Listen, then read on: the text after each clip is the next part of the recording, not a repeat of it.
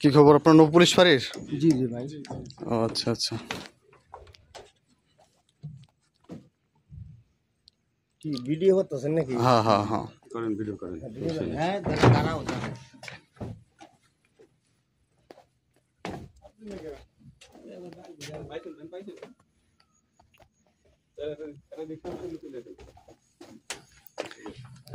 এই তেল এটা কোথাকার?